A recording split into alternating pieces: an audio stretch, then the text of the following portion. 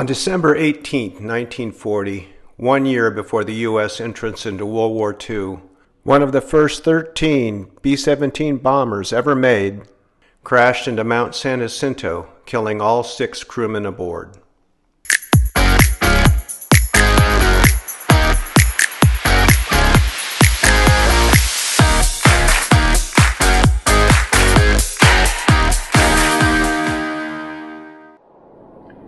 Good morning.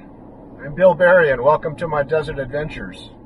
Now, if there's one thing I've learned over the last few years, is that the path to adventure has an uncanny way of leading us in unexpected directions.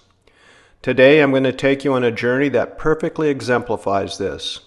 It all started when my friend Tom Maloney invited me on a quest to uncover the remnants of history hidden on the steep slopes of Mount San Jacinto near Idlewild, California. This was no ordinary treasure hunt. We were on a mission to find what was left of a B-17 bomber that met its tragic end on December 18, 1940, 1 year before the U.S. entry into World War II.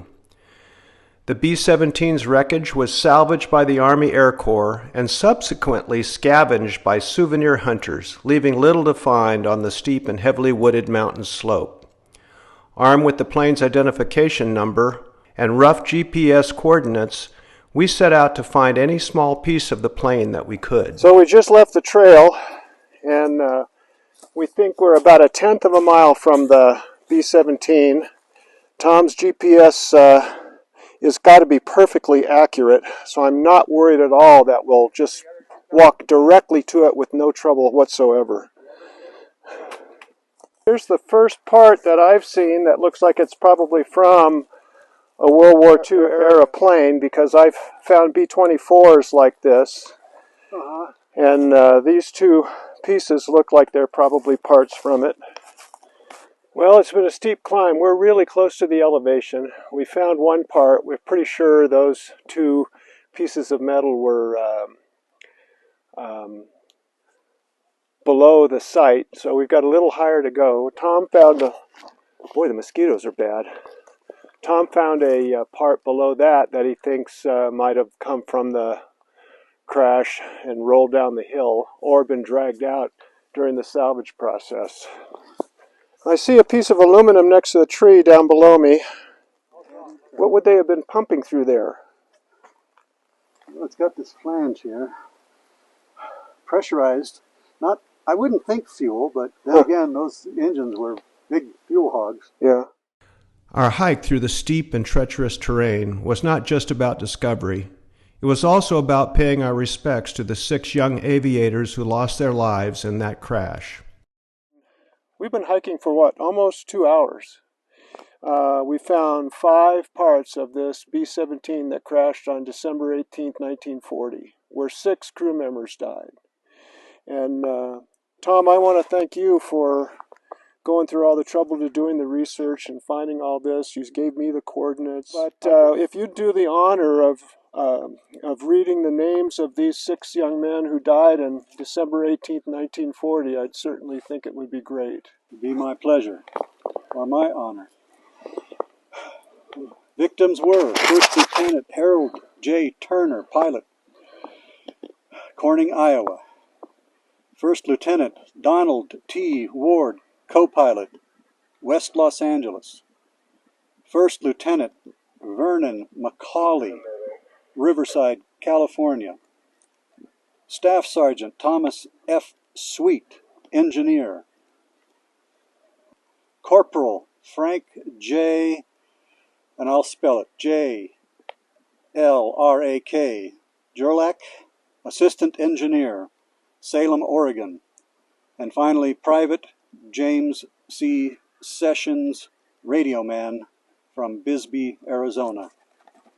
We honor their memory. God bless you, boys. When we finished honoring the fallen airmen, we decided to head on back down the mountain.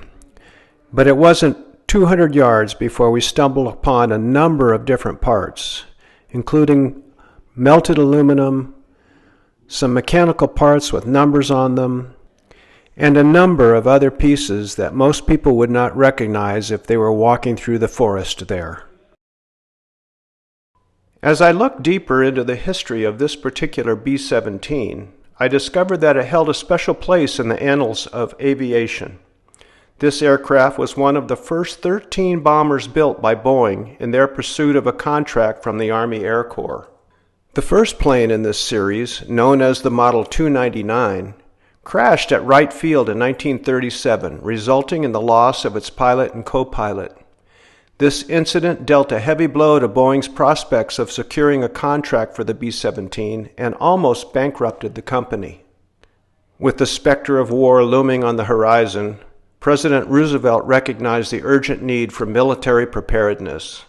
The Army Air Corps liked what they saw in the first model of this first four-engine bomber and awarded Boeing a contract to build just 12 of these planes, with our Y-1B-17 being among the first dozen. After the construction of those initial 12 planes, Boeing would go on to produce an astonishing 12,731 B-17 Flying Fortresses between 1937 and 1945. These aircraft played a crucial role in the war effort, with 4,735 of them being shot down. Tragically, over 45,000 airmen were lost or wounded during the war while trying to drop their bombs on enemy territory. The B-17 proved itself as a workhorse of the bombing campaign in Europe, proving to be instrumental in the fall of Nazi Germany. Today, only 45 of these legendary aircraft remain, with just 9 still capable of taking to the skies. Finally, I discovered that our particular Y-1B-17 had a harrowing brush with fate in 1938 when it flew into a thunderhead, flipping upside down and almost crashing. When it landed, its wings were bent and numerous rivets were torn out. This incident revealed the incredible durability of this plane. Many B-17s would withstand heavy damage from enemy fire during the war and still bring the crew safely back to home. This desert adventure took us on a tour of one of the most important airplanes of World War II and reminds us of the sacrifices made by what is known as the Greatest Generation. Join us next time as we continue to explore the beauty and the remarkable history of our Southern California desert.